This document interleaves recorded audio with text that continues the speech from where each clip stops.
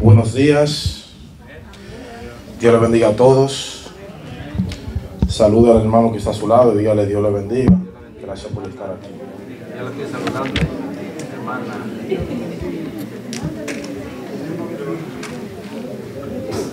El arma más letal del enemigo en estos tiempos es contra tu mente, porque la palabra de Dios dice, porque tú tienes la mente de Cristo. El enemigo sabe que si logra entrar a tu mente y te llena de tristeza y de depresión, la batalla más feroz se libra en el campo de tu mente. Ahí quiere sembrar miedo, depresión, el enemigo de Dios. Pero el 1 Corintios 16 dice, mas nosotros tenemos la mente de Cristo. ¿Cuánto dicen amén? Amén. Tener la mente de Cristo es pensar en fe, caminar en verdad. Y Romanos 12:2 dice que somos transformados por medio de la renovación de nuestra mente. Tu mente no es terreno del enemigo, tu mente es templo de Dios. Amén. La paz del cielo esté sobre cada uno de nosotros. Amén. Hoy hay un tema bien interesante, vamos a estudiar. Abran sus Biblias en el libro de los Hechos, capítulo 18 y capítulo 19. Los planes de los hombres no detienen el plan de Dios, sino que Él lo transforma. O sea, las tramas de los hombres, Dios lo transforma para que el evangelio alcance en personas que nunca han podido escuchar el mensaje de salvación. Mis hermanos, Dios siempre gana. Dios siempre gana. Cuando los planes de los hombres se oponen al plan de Dios, usted sabe cuál de los dos planes va a ganar, ¿no, verdad? En la mañana de hoy, yo espero que el mensaje de la palabra de Dios sea de mucho ánimo, sea de mucho aliento para cada uno de ustedes. Porque vamos a estar viendo en el capítulo 18 y 19 del libro de los Hechos, y vamos a ver la palabra de Dios sigue actuando.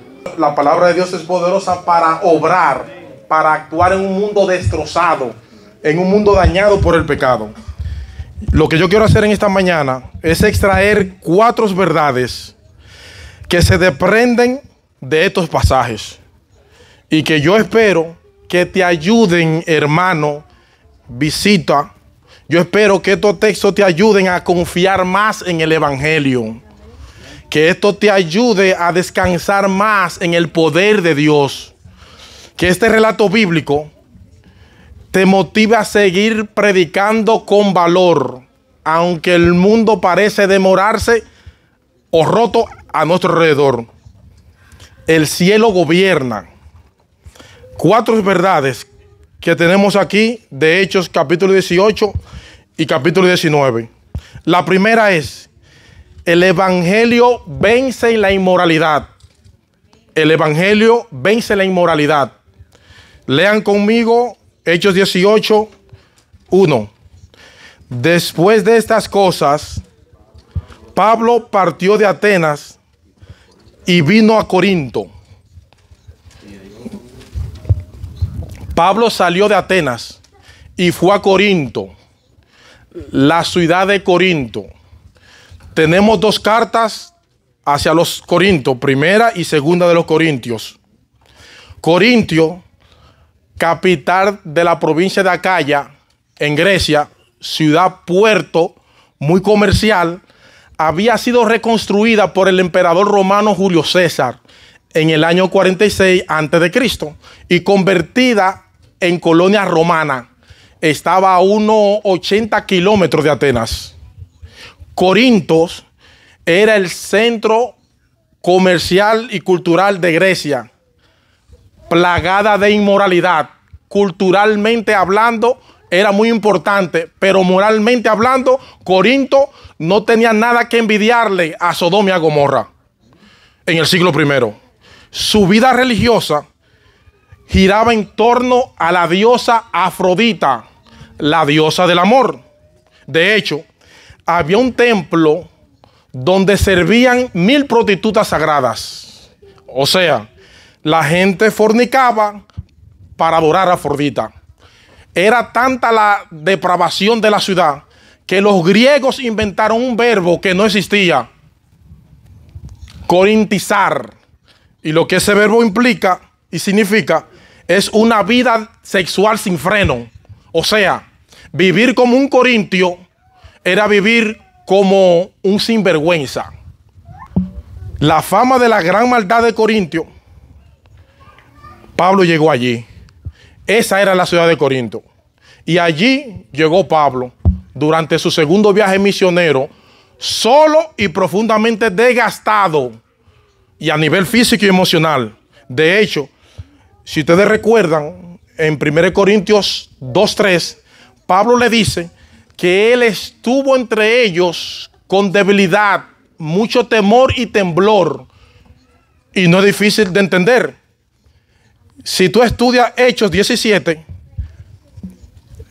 es otro tema aparte, entenderás que Pablo fue encarcelado en Filipo. Pablo fue expulsado de Tesalónica y de Berea, y luego fue tratado como un charlatán en Atenas. Pablo estaba cansado humanamente hablando. ¿Y sabe qué hizo Pablo cuando llegó a Corinto? Cualquiera hubiera dicho: tómate un break, necesitas recargar baterías. ¿Sabe lo que hizo Pablo, William? Siguió predicando. Siguió predicando. Porque él sabía que el poder de la palabra de Dios, la eficacia de la palabra de Dios, no depende de la fuerza del predicador. Depende del Dios que respalda la palabra. Pablo llega a Corinto. Dios en su providencia le provee la amistad de un matrimonio sagrado, que tuvo un papel predominante en la vida de Pablo como en su ministerio: Aquila y Priscila. Versículo 2. Y halló a un judío llamado Aquila, natural del Ponto, que recién había venido de Italia con Priscila su esposa, porque Claudio había mandado que todos los judíos saliesen de Roma, y vino a ellos. Y como él era del mismo oficio, Pablo era un hacedor de tiendas o de carpa. Los judíos enseñaban a sus hijos una labor manual para que ellos pudieran desempeñarse en la vida. Así que Pablo tenía como oficio hacer tiendas, y resulta que Priscila y Aquila también, fabricante de carpa. Pablo podía ir a cualquier lugar donde Dios lo mandaba y tenía su fuente de ingreso, que era hacer carpa. El oficio de ellos era hacer tienda y discutir en la sinagoga todos los días de reposo, y trataba de persuadirlo a judíos y a griegos. Pablo, Aquila y Priscila hacían tiendas durante la semana y predicaban la palabra durante los fines de semana. Poco tiempo después que Pablo llega a Corintio, llegaron también Sila y Timoteo, versículo 5. Y sabemos que por la carta de los Filipenses y también por Tesalonicenses, que ellos llegaron con un buen reporte de lo que Dios estaba haciendo. Y aparte de eso, Sila y Timoteo trajeron una ofrenda a Pablo, y eso permitió a Pablo dejar de hacer tienda y se dedicó por completo a la predicación del evangelio. Versículo 5. Cuando Silas y Timoteo vinieron de Macedonia, Pablo, constreñido en espíritu, testificaba a los judíos que Jesús era el Cristo. ¿Cuántos dicen amén? Pero como siempre sucedía, no pasó mucho tiempo antes de que los judíos comenzaran a oponerse y a blasfemar. Versículo 6. Mas oponiéndose y blasfemando ellos, sacudiéndose él sus ropas, les dijo: vuestra sangre sea sobre vuestra cabeza, yo limpio estoy, desde ahora me iré a los gentiles. Pablo parece estar usando aquí Ezequiel capítulo 33. Y cuando lleguen a sus casas, dedíquenle tiempo al capítulo 33 de Ezequiel, donde allí se habla de un centinela, de la responsabilidad de un centinela. ¿Qué es un centinela, jóvenes? Es una persona que está encima de una torre con una trompeta para anunciar si acaso la ciudad estaba siendo amenazada por algún enemigo. Ahora, si la gente no hacía caso a la advertencia del centinela, entonces él no era responsable de la destrucción de la ciudad. Lo que dice en Ezequiel 33 es: su sangre serán sobre su propia cabeza. Y lo que Pablo está diciendo aquí es que eso es exactamente lo mismo que ocurre con la predicación del evangelio. Mi amigo, mi hermano, si tú estás aquí en la iglesia hoy, tal vez alguien te invitó. Lo que nosotros estamos haciendo aquí desde el púlpito, aparte de predicar la palabra, es actuar como un centinela. Nosotros tenemos la responsabilidad de advertir a la gente del juicio venidero de Dios por causa del pecado y presentarle a Cristo como nuestro Señor Jesucristo, el único que puede librarnos de la condenación del pecado. Esto es algo sumamente serio. Ahora, mis hermanos, lo que Pablo nos está señalando aquí es que no nos toca a nosotros hacer que la gente haga caso y se convierta. Nosotros somos centinelas. Nosotros advertimos, pero nos toca a nosotros hacer que la gente haga caso y se convierta. Mis hermanos, no tenemos ese poder. Nuestra responsabilidad es proclamar claramente el evangelio, que son las buenas noticias de salvación. Pero tenemos que dejar los resultados en las manos de Dios. Y yo digo esto porque muchas veces los cristianos se sienten desalentados, se sienten como que han fracasado porque los cristianos predican el evangelio a nuestros hijos. Hemos estado predicando el evangelio a nuestros familiares, a nuestros amigos, y no hacen caso. No, mi hermano. Si tú predicaste el evangelio, tú no fracasaste. Tú hiciste lo que Dios quería que tú hicieras. Esa es tu responsabilidad, predicar el evangelio. ¿Cuántos dicen amén? Amén. No te desalientes si algunos rechazan el mensaje. Tú no puedes cambiar el corazón de nadie. De hecho, tú ni siquiera puedes cambiar tu propio corazón. Eso le corresponde solamente a Dios. Pero tú sí puedes y debes predicar la palabra, confiando en que Dios hará lo que Él puede hacer. Mi amigo, Dios te está dando una oportunidad más de escuchar su palabra predicada para que venga Cristo en arrepentimiento y fe. Eso es algo que nadie puede hacer por ti. No lo puede hacer el predicador, no lo puede hacer tu papá, no lo puede hacer tu mamá, no lo puede hacer tus amigos. Mi amigo, visita, presta atención a la palabra predicada. Y ahora aquí, pídele al Señor que abra tu mente, como de hecho sucedió en Corintio. A pesar del rechazo de los judíos, a pesar de la descomposición moral de la ciudad, ¿qué pasó en Corinto? Que la palabra de Dios no volvió vacía.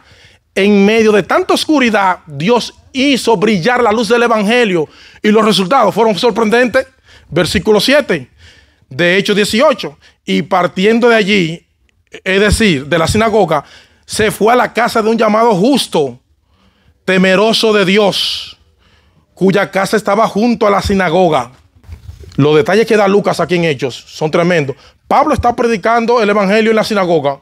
Los judíos comienzan a blasfemar. ¿Y qué hace Pablo? Se muda a la casa de al lado de la sinagoga.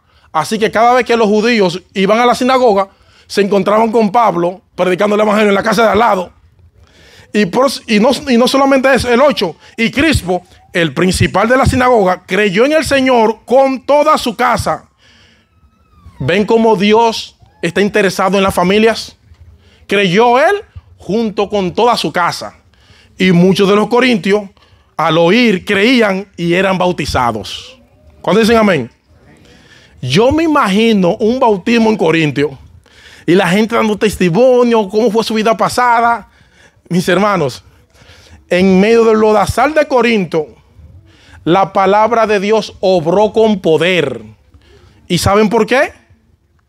Porque desde antes de la fundación del mundo, ya Jesucristo había decidido soberanamente, porque Dios es soberano, que muchos de esos corintios se iban a convertir al evangelio. Versículo 9. Entonces el Señor en una visión de noche dijo a Pablo: no temas, sino habla y no calles, porque yo estoy contigo y nadie vendrá sobre ti para dañarte, porque yo tengo mucho pueblo en esta ciudad. Y la palabra que Pablo usa aquí es la misma que usa en el Antiguo Testamento para referirse al pueblo de Israel, al pueblo escogido de Dios. Cuando Pablo llegó a Corinto, esa gente no sabía, mucha de esa gente no sabía que Cristo lo había escogido, Jaime. Cristo lo había escogido. Pablo tampoco sabía que lo habían sido escogidos. Tú y yo no sabemos de los que viven a su alrededor, ya han sido elegidos quizás por Cristo para vivir para Cristo. La única forma de saberlo es predicando el evangelio. Pablo dice en 1 Corintios, en 2 Timoteo 2:10, yo todo lo soporto por amor a mis hermanos, para que mis hermanos tengan la salvación en Cristo Jesús con gloria eterna. Pablo soportaba todo por amor a los escogidos. Nadie, absolutamente nadie se va a salvar si no es a través de la predicación del evangelio. Pablo se queda año y medio predicando el evangelio a los corintios. Y por supuesto, los judíos hicieron lo posible y lo imposible para detenerlo. Versículo 12. Siendo Galión precursor de Acaya, los judíos se levantaron de común acuerdo contra Pablo y lo llevaron al tribunal diciendo: este persuade a los hombres a adorar a Dios contrario a la ley. Y cuando Pablo estaba por abrir su boca, Galión dijo a los judíos: no, ni hables. Si se trata de algún agravio o algún crimen enorme, oh judíos, conforme a derecho, yo os toleraría. En otras palabras, Dios utilizó al precursor de Acaya para que Pablo siguiera predicando el evangelio. Cuando Dios abre una puerta para el evangelio, nadie la puede cerrar. Nadie la puede cerrar. ¿Cuántos dicen gloria a Dios? Y por si acaso tú piensas que nuestra sociedad en esta ciudad, en este estado, en todo Estados Unidos, está siendo demasiado corrompida. Es una sociedad que está demasiado perdida como para que el evangelio penetre. Por favor, escucha con cuidado lo que Pablo escribió a los corintios unos años después de su primera visita. No erréis, ni los fornicarios, ni los idólatras, ni los adúlteros, ni los afeminados, ni los que se echan con varones, ni los ladrones, ni los ávaros, ni los borrachos, ni los maldicientes, ni los estafadores heredarán el reino de los cielos. Y esto eran algunos de vosotros. Pero ya habéis sido lavados, ya habéis sido santificados, ya habéis sido justificados en el nombre del Señor Jesucristo y por el Espíritu de nuestro Dios. Por eso le decía al principio que a mí me hubiese gustado, encantado, ver un bautismo en Corinto. Yo era ladrón, yo era borrachón, yo era un maldiciente, yo era un estafador, pero Cristo cambió mi vida. ¿Cuántos dicen amén? Mis hermanos, Cristo sigue cambiando vida hoy en día. El evangelio puede rescatar lo que parece irrescatable. Así que, mi hermano, otra vez te digo, no temas, no calles, sigue hablando, sigue predicando. A partir del versículo 18, Lucas narra brevemente el final del segundo viaje misionero y el principio del tercer viaje misionero. Y estos pocos versículos, Lucía, no lo voy a leer. Usted lo puede leer en su casa. Lucas 18 al 23. En esos pocos versículos, Lucas, porque Lucas fue quien escribió el libro de los Hechos, nos dice que Pablo partió de Corinto, pasó por Cencrea. De allí siguió rumbo a Éfeso, después a Cesarea, Jerusalén, Antioquía, y poco tiempo después ya Pablo estaba iniciando su tercer viaje misionero. Dice en el versículo 23, recorriendo Galacia, Frigia, para fortalecer a los discípulos. Si quieres, cuando llegues a tu casa, busca un mapa y enlista todas las ciudades que Lucas describe aquí. Y te va a dar cuenta que el pequeño viaje de Pablo fue 3.200 kilómetros. Es decir, 1.988 millas. En otras palabras, de aquí de Raleigh a Wyoming, Gillette, donde fue el campo mundial de conquistadores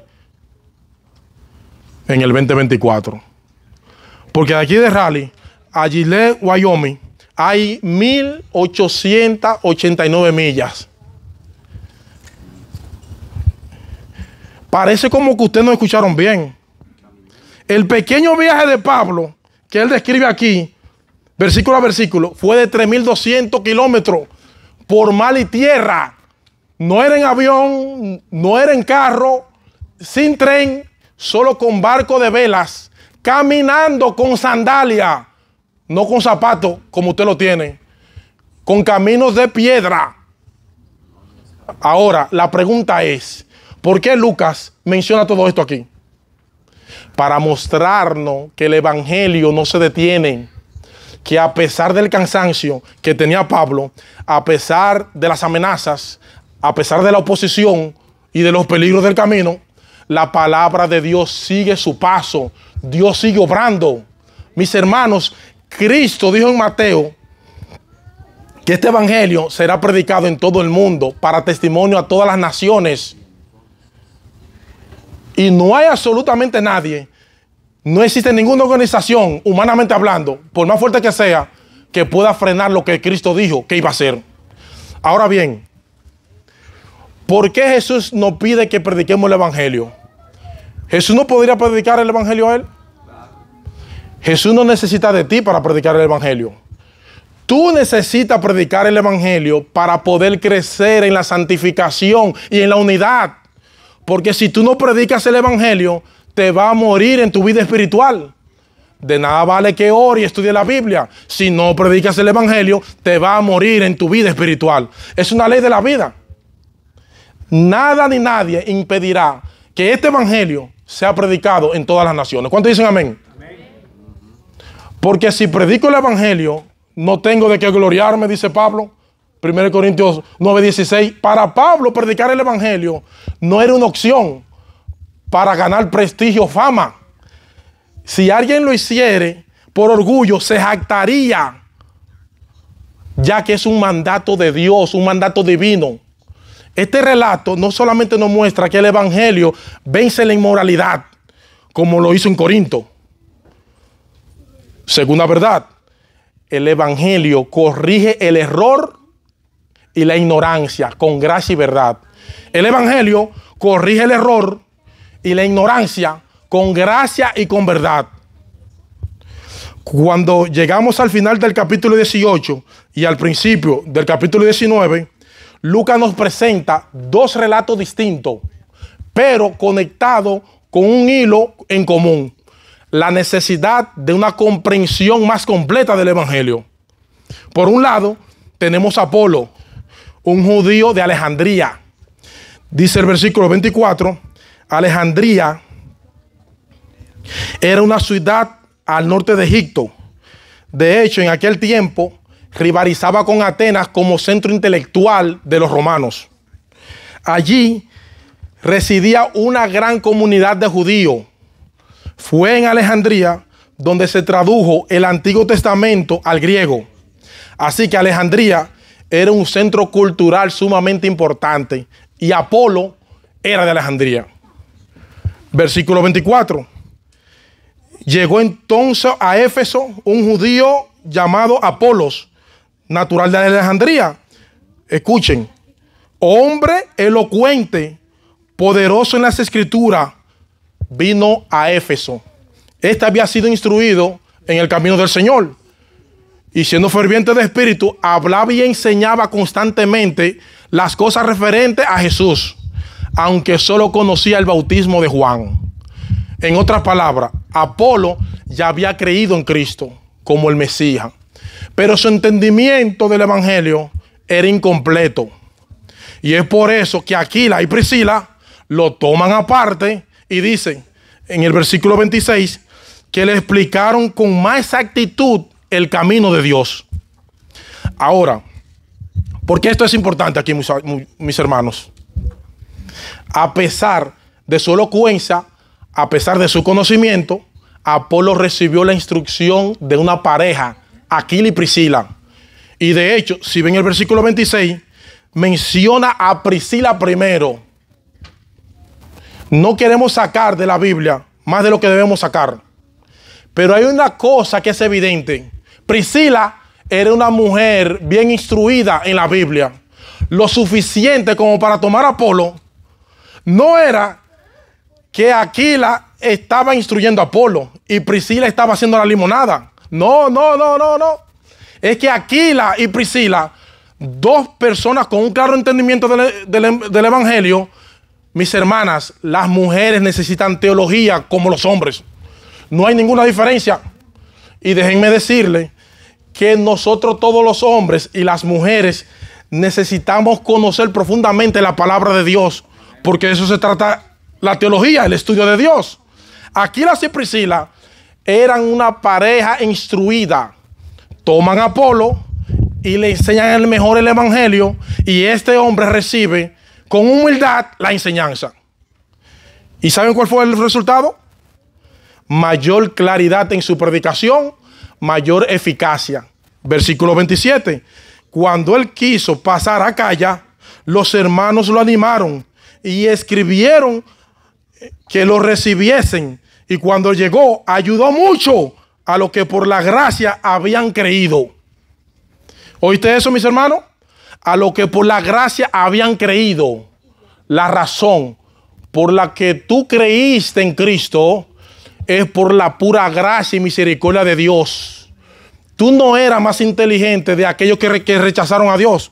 Fue que la gracia de Dios obró en ti. Y ahora Apolo estaba instruyendo a estos que por la gracia habían creído. Porque refutaba vigorosa contra los judíos, demostrando a través de las escrituras que Jesús era el Cristo. ¿Cuántos dicen amén? ¿Saben qué es lo que está detrás de lo que Pablo está diciendo? La importante, maravillosa gracia de Dios. Piénsalo. Dios no necesita nada de nosotros. Entonces no hay ritual, no hay esfuerzo humano, no hay mérito alguno, no hay nada que podamos ofrecerle a Dios para ganarnos su favor. Él es el dador, no el receptor. Mi amigo, mi hermano, Dios no está en el cielo esperando nada de ti que no sea tu humillación, que no sea el hecho que venga a Él arrepentido por tus pecados y rendido ante sus pies. Mi amigo, escúchame bien, te lo voy a decir con mucho amor y cariño. Dios no necesita nada de ti, ni a ti, ni a mí tampoco. Él es quien da vida, aliento y todas las cosas. En otras palabras, lo que Pablo está diciendo aquí, la salvación no es lo que tú puedes hacer por Dios, sino lo que Él ha hecho por ti en la cruz del Calvario. Amén. Miren, mis hermanos, eso trastorna por completo todas nuestras nociones religiosas. Porque el hombre natural quiere ganarse su salvación, quiere aportar algo, quiere que su esfuerzo cuente. Por eso las religiones, excepto el cristianismo verdadero, resulta tan atractivo, porque alimentan el orgullo. Las religiones alimentan el orgullo. Pero Pablo nos dice, no, Dios no necesita nada de ti. Él es autosuficiente. ¿Y saben qué? Eso nos humilla y nos libera al mismo tiempo. Nos humilla y nos libera. Nos humilla porque nos dice que no podemos hacer nada, absolutamente nada para salvarnos. Nada. Excepto arrepentirnos y creer. Y creer es símbolo de obediencia. Pero al mismo tiempo nos dice, nos muestra, nos libera, porque la salvación está al alcance de todo por medio de la fe. ¿Cuántos dicen amén? Sin obras, sin méritos, sin ceremonias, sin rituales, sin esfuerzo humano. Nada. Solo creer, y creer es símbolo de obediencia. Eso es el evangelio. Ya que la obediencia no es lo que decimos, sino lo que hacemos. Y ese Dios tan grande, tan trascendente, es tan cercano y personal. ¿Cuántos dicen amén? Apolo recibió con humildad este consejo, porque refutaba vigorosamente la palabra de Dios ante el público, demostrando por las escrituras que Jesús es el Cristo. La elocuencia y la pasión con un entendimiento parcial puede ser un problema. ¿Tú oíste eso? El problema de algunas iglesias es que predican un evangelio torcido. La predicación de un evangelio superficial, un evangelio que sin darse cuenta esconde la gracia de Dios. Algunas iglesias tienen una predicación de un evangelio incompleto. Y puede ser, amados hermanos, que la persona que esté predicando sea verdaderamente apasionado. Apolo lo eras. Puede ser que la persona que está predicando sea elocuente. Apolo lo era. Pero necesitaba instrucción. Mis hermanos, un evangelio incompleto puede ser un problema, puede ser un obstáculo para que alguien sea usado para su honra y su gloria. Necesitamos crecer constantemente en nuestra convicción del evangelio, y no solamente para servir a Dios con fidelidad, sino para poder aplicar ese evangelio a nuestra propia vida en todas las áreas. Mi hermano, jóvenes, ¿tú sabes cómo se conecta el evangelio con tu matrimonio? ¿Tú sabes cómo se conecta el evangelio con tu crianza? ¿Tú sabes cómo se conecta el evangelio con el uso de tu dinero? ¿Tú sabes cómo se conecta el evangelio con tus luchas contra el pecado? Es que nosotros no podemos dejar fuera el evangelio para nada. Necesitamos entender cada vez mejor el evangelio. Porque en este púlpito cada sábado, a través de la palabra de Dios, se predica el evangelio? Por dos razones. En primer lugar, porque toda la Biblia gira a favor de Cristo. Y en segundo lugar, porque nadie se gradúa del evangelio. Nadie se gradúa del evangelio. Mis hermanos, Dios no usará ninguna otra cosa para hacer que los pecadores vengan a Cristo en arrepentimiento y fe, para hacer que las personas se sometan voluntariamente y gozosamente a su voluntad. Dios usará solamente la predicación para hacer que los pecadores vengan a Cristo. ¿Cómo va a venir el reino de Dios? Como pecadores rebeldes, endurecidos en sus corazones, que no quieren someterse a la autoridad de Dios. ¿Cómo esas personas van a venir del reino de las tinieblas al reino de los cielos? ¿Cómo? Esas personas se van a someter gozosamente y voluntariamente a la voluntad de Dios en contra de su corazón. ¿Cómo va a suceder esto? A través de la predicación de la palabra. A través de la predicación. Hay muchas iglesias que tienen un evangelio incompleto, que enseñan un evangelio distorsionado para verse más llena. Si nosotros no entendemos bien el evangelio, si nosotros no entendemos bien, el problema no está en la predicación de un evangelio fiel y puro. Si nosotros no entendemos que el problema no está en la semilla, símbolo de la palabra de Dios, vamos a terminar adaptando el mensaje del evangelio para vencer la resistencia de los consumidores. Necesitamos mejores técnicas de marketing, porque la predicación del evangelio, como lo estamos haciendo, ahora parece como que no está dando resultado. Vamos a adaptar el mensaje, el del evangelio, a hacerlo más potable a la gente que nos escucha. Eso dicen algunas iglesias. Hermano, un evangelio adaptado es un evangelio corrompido, que dejó de ser el evangelio, y lamentablemente eso es lo que está sucediendo en muchas iglesias. En muchas iglesias dicen: tenemos que buscar formas de conectar con la cultura para alcanzar a los perdidos. Si tocáramos una música más cool, que a la gente le guste, y dejemos de hablar del amor, y dejemos de hablar del pecado, y dejemos de hablar del arrepentimiento, puede ser que las personas se sientan más a gusto en la iglesia y tarde o temprano sean agregados para Cristo. No, mis hermanos. No, mis hermanos. La fiebre no está en la sábana. El problema no está en la palabra de Dios. el problema no está en la metodología de la predicación. El problema está en el corazón del ser humano. Es un problema del corazón. Un corazón que se resiste de una forma u otra que la palabra predicada encuentre un terreno donde fructificar. Es un problema del corazón. El segundo relato que Lucas, que comienza en el capítulo 19, es más dramático. Pero vemos el mismo problema. Pablo llega a Éfeso. Recuerde que Pablo quería que llegara a Éfeso y no podía. Se fue. Por fin llega a Éfeso y se encuentra con un grupo de 12 hombres a quienes Lucas llama discípulos. Pero aclara que no eran discípulos de Jesús, eran discípulos de Juan. Lo mismo que Apolo. ¿Se acuerdan que dice que conocían el bautismo de Juan?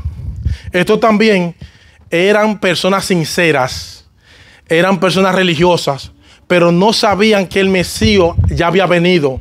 No sabían que había muerto en una cruz. No sabían que Cristo había resucitado. De hecho, no sabían si había Espíritu Santo.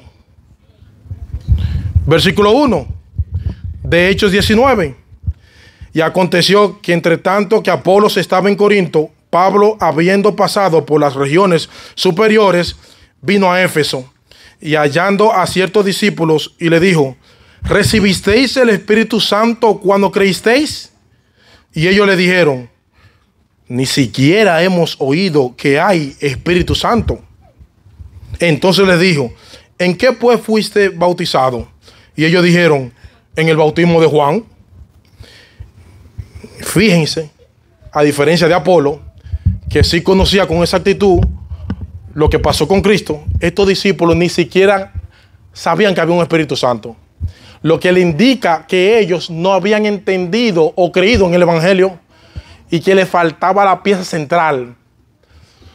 ¿Cuál es el corazón del Evangelio? Pregunto. Esta gente no habían oído acerca del Espíritu Santo. Pregunto, ¿es el Espíritu Santo el corazón del Evangelio? ¿Qué era lo que le faltaba a esta gente? Entender quién es Cristo y qué fue lo que hizo en la cruz. Versículo 4. Y Pablo les dijo: Juan bautizó con el bautismo de arrepentimiento, diciendo al pueblo que creyesen en aquel que vendría después de él, esto es, Cristo Jesús. Esta gente necesitaban conocer, entender y confiar en el corazón del Evangelio, la persona y la obra de Cristo. Pablo le predica, ellos se convierten, son bautizados, no era una multitud. Según el texto dice que eran 12 personas. Pero Pablo toma su tiempo para instruirlo, para ayudarlo, para tener una comprensión más completa del Evangelio. Mi amigo, esto nos enseña que la sinceridad religiosa no salva a nadie. Esta gente era sincero con la luz que tenían e iban camino a la perdición. Yo no sé cuántas veces yo he oído, pero mira, Juan, por decir un nombre, María, está buscando sinceramente a Dios. Primero en Romanos 3 dice que nadie busca a Dios. Pero en segundo lugar, déjame decirte algo. Si usted se toma un vaso de veneno que se usa para matar ratas, creyendo sinceramente que es jugo de naranja, te vas a morir igualito. Hay caminos que al hombre le parece derecho, dicen proverbios, pero su fin es camino de muerte. Mi amigo, mi hermano, el que tú seas religiosamente sincero no te va a salvar. El único que te puede salvar es Cristo, que murió en una cruz por nuestros pecados. Solo Cristo salva. Pablo dice en Romanos 10, versículo 14, ¿cómo creerán en aquel que no han oído? Y me pregunta es, ¿tú entiendes quién es Cristo? ¿Y por qué tuvo que morir en una cruz? No es tu entrega, no es tu esfuerzo, no es tu espiritualidad. La gente hoy en día dice que es espiritual. No es espiritualidad. Lo que te salva es Cristo por medio de la fe en su obra perfecta y única en la cruz del Calvario. Pero el relato continúa y ahora Lucas nos muestra. Ya vimos que el evangelio vence la inmoralidad, corrige el error y la mentira. Pero el evangelio también expone y derrota los poderes de la tiniebla. El evangelio expone y derrota los poderes de la tiniebla. A partir del versículo 8, Lucas comienza a narrar más intensamente el ministerio de Pablo en Éfeso. Éfeso era una ciudad potente. Hoy en día en ruinas es potente la ciudad de Éfeso. Éfeso era conocida como la suprema metrópoli de Asia. Tenía una influencia culturalmente fuerte. Era una de las 7 maravillas del mundo antiguo, para que tú tengas una idea. O sea, el templo de esa diosa era más grande que un play de fútbol. Es decir, una casa como de un edificio de 6 plantas, de 6 pisos. Así era el templo. Era una ciudad sumergida en la idolatría. Pablo llega a Éfeso, comienza a predicar el evangelio, de nuevo rechazado por los judíos, pero dice que Dios le abre una puerta para predicar el evangelio en la casa de uno que llamado Tirano. No se llamaba tirano porque era un déspota, era un hombre que tenía una escuela de dar instrucción. Le presta su escuela a Pablo y Pablo predica el evangelio en esa escuela. Y esto fue hecho por espacio de 2 años, de manera que todos los que estaban en Asia, judíos y griegos, oyeron la palabra del Señor Jesús. Y hacía Dios milagros incomparables por mano de Pablo, de tal manera que aún los pañuelos o delantales de su cuerpo eran llevados a los enfermos, y los malos espíritus salían de ellos. Fue tal el impacto del ministerio de Pablo que muchos comenzaron a imitar a Pablo. Versículo 13. Pero algunos de los judíos, vagabundos, exorcistas, intentaron invocar el nombre del Señor Jesús sobre los que tenían espíritus malos, diciendo: os conjuramos por Jesús, el que Pablo predica. Oigan, eso hacían los exorcistas de ambulantes de Éfeso. Pero el espíritu malo le dijo: a Jesús conozco y sé quién es Pablo. ¿Y ustedes quiénes son?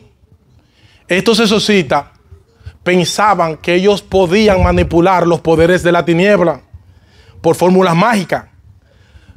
Pero los demonios solo tiemblan ante Jesús y tiemblan sobre los que están con Jesús. ¿Cuántos dicen amén? Los demonios no tiemblan ante nadie más. La palabra de Dios sigue corriendo. Dios siempre gana. Muchos de los que habían creído, confesando y declarando sus pecados, y muchos de los que practicaban la magia, cogieron todos sus libros y lo quemaron a la vista de todos, calculando su precio de todos los libros que quemaron a 50,000 piezas. Lucas usa dracma, que era una moneda que equivalía aproximadamente al salario de un jornalero. Lo que Lucas está diciendo aquí, que estos nuevos creyentes quemaron en libros el equivalente a 150,000 días de trabajo. O sea, a 137 años de salario. Si tú tratas de trabajar alrededor de 500 años trabajando sin parar, eso era el equivalente en libros que quemaron ellos. ¿Cómo pudieron juntar tantos libros de magia?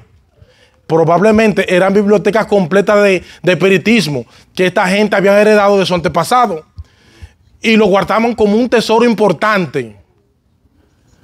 Esta escena es impresionante aquí. Esta gente quemaron todos sus libros como muestra pública del arrepentimiento. Estos nuevos creyentes no estaban jugando al cristianismo, estaban cumpliendo radicalmente con lo que les tocaba a ellos cumplir. Ellos declararon que solo Cristo, y que su única confianza ya no estaba en esos libros, estaban en Jesús. Estos creyentes no fueron esforzados a hacer lo que creyeron. Dios había cambiado su corazón corrupto. Mi amigo, mi hermano, cuando una persona se arrepiente, mis hermanos, Estos nuevos creyentes estuvieron dispuestos a quemar lo que antes adoraban. ¿Saben por qué? Esta gente entendió que Cristo es suficiente. Esta gente entendió que Dios es digno de ser adorado por encima de lo que ellos adoraban. Miren, mis hermanos, durante los 33 años que yo tengo en la iglesia, yo no sé cuántas veces he predicado el evangelio a personas en muchas partes del mundo. Y me preguntan algunos, ¿y qué es lo que yo tengo que dejar para convertirme a Cristo? Y yo les respondo, ¿en serio? Yo te estoy diciendo que tú vas camino a la perdición eterna. Te estoy diciendo que el Hijo de Dios se hizo hombre y murió en la cruz por nuestros pecados. Y que ahora te ofrece el perdón y la vida eterna por gracia, gratuitamente, por creer en Él. Y tú me estás preguntando a mí, ¿qué es lo que tú tienes que hacer o dejar? Mi amigo, es que tú no estás entendiendo ni la magnitud de tu problema, ni la magnitud del Salvador. Déjame ayudarte a entender esto. Imagínate un mendigo andrajoso caminando por las calles con un saco de basura al lado. Dentro del saco hay comidas podridas, papeles mojados, latas oxidadas, pero en su locura él guarda el saco como un tesoro, hasta que un día el rey lo llama al palacio y le dice: quiero que viva conmigo, te vestiré con mis ropas, te sentarás a mi mesa y será parte de mi familia. La única condición es que tú debes de dejar ese saco. ¿Tú te imaginas a ese androso diciendo: ¿y por qué tengo que dejar mi saco? Es mi saco. No te lo voy a dar.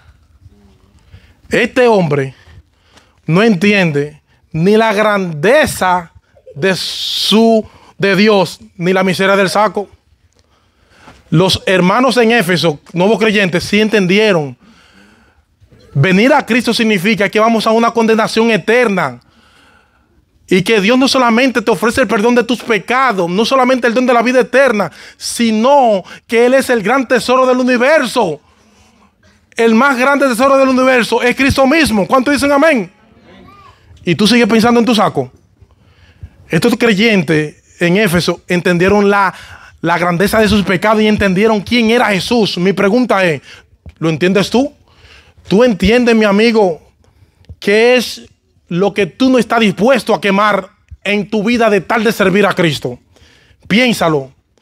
Y si tú eres creyente, por favor, no vuelvas a la hoguera a buscar entre las cenizas, a ver si hay algo valioso de tu vida vieja pasada que tú vuelvas a poder sacar. Mi hermano, no vuelvas a esa hoguera, no vuelvas al mundo, porque lo que hay allí no vale la pena. Lo que hay allí no se puede comparar con el valor incomparable del gran tesoro Jesucristo. No vuelvas a buscar entre la ceniza. No hay nada que buscar allí. Pero el relato no ha terminado. Falta una escena que la voy a ver brevemente rápido. Ya hemos visto que el evangelio vence la inmoralidad. El evangelio corrige la ignorancia y el error. El evangelio destruye los poderes de la tiniebla. El evangelio sacude los cimientos de una sociedad o una cultura idolátrica. El evangelio sacude los cimientos de una cultura idolátrica. Obviamente, no todo el mundo está feliz en Éfeso por el éxito que Pablo está teniendo en Éfeso. Versículo 23 del capítulo 19. Salvo en aquel tiempo se produjo un alboroto porque cierto platero que se llamaba Demetrio tenía templecitos de platas. Recuerden el templo. Introducía no pocas ganancias y los reunió a todos juntos y le dijo: compañeros, sabéis que vuestra prosperidad depende de estos, y veis y oí que toda Asia ha sido persuadido por Pablo y lo ha apartado porque los dioses hechos con las manos, oigan, la ignorancia, mis hermanos. Él mismo reconoce que hicieron sus dioses con su mano. y ahora se postra al estatua y le dice, líbranos. O sea, yo hice la estatua y ahora le digo, te adoro. Pablo ha persuadido a la gente que solo Cristo es Dios. Y no solo corremos el peligro de caer en descrédito, sino que también del templo de la gran diosa Diana sea consumado y que a él y nosotros a quien adoramos sea despojada de su grandeza. Alguien ha dicho que la palabra de Dios es peligrosa, y es peligrosa porque representa un peligro real para la adoración falsa y la religiosidad depredadora. ¿Oíste eso? La palabra de Dios es un peligro real porque representa un peligro ante la adoración falsa y la religiosidad depredadora. Demetrio entendió que cuando Cristo es exaltado, las imágenes de los ídolos descienden. Así que decide armar un lío para estorbar los planes de Pablo. Se llenaron de ira y gritaron, grande es Diana entre los efesios. La ciudad se llenó de confusión y a una se precipitaron en el teatro y arrastraron a Gallo y a otro hermano. Tremendo. Cuando Pablo quiso ir a la sinagoga, los discípulos no lo permitieron.